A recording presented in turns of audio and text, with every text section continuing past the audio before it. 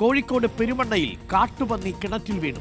മുണ്ടുപാലത്തെ രവീന്ദ്രന്റെ പറമ്പിലെ കിണറ്റിലാണ് കാട്ടുപന്നി വീണത്. വനപാലക സംഘം എത്തി പന്നിയെ പുറത്തെടുക്കുന്നുണ്ട്. ഇപ്പോൾ പുറത്തെടുക്കാനുള്ള ശ്രമം ആരംഭിക്കും. അല്പസമയത്തിനുള്ളിൽ. കാട്ടുപന്നി ഇപ്പോഴും കിടക്കുന്നത് കിണറ്റിനകത്ത്. ആ കാട്ടുപന്നി ഇങ്ങനെ പേടിച്ചരണ്ട് നിൽക്കുന്നതായിട്ട് കാണാം.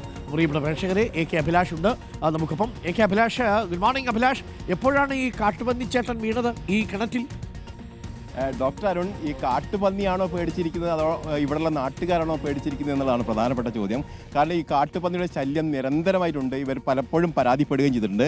2 ദിവസമായി കിണറ്റിൽ ഈ കാട്ടുപന്നി കുടുങ്ങിയിട്ട് എന്നാണ് നാട്ടുകാർ പറയുന്നത്. നമുക്ക് കിണറ്റിലേക്ക് നോക്കിയാൽ കാണാം, വലിയൊരു പന്നിയാണ്. ഏതാണ്ട് ഒരു 4 അടിയിലേറെ നീളമുള്ള വലിയൊരു പന്നിയാണ്. ഇത് അതായത് 2 ദിവസം മുമ്പാണ് ഈ കിണറ്റിൽ വീണത്. അതിനുശേഷം പഞ്ചായത്തിനെയും അതോടൊപ്പം തന്നെ വനപാലക സംഘത്തെയും ഒക്കെ അറിയിച്ചിരുന്നു. പക്ഷേ ഇതിനെ പുറത്തെടുക്കുന്നത് യാതൊരു നടപടിയും ഇതുവരെ ഉണ്ടായിട്ടില്ല.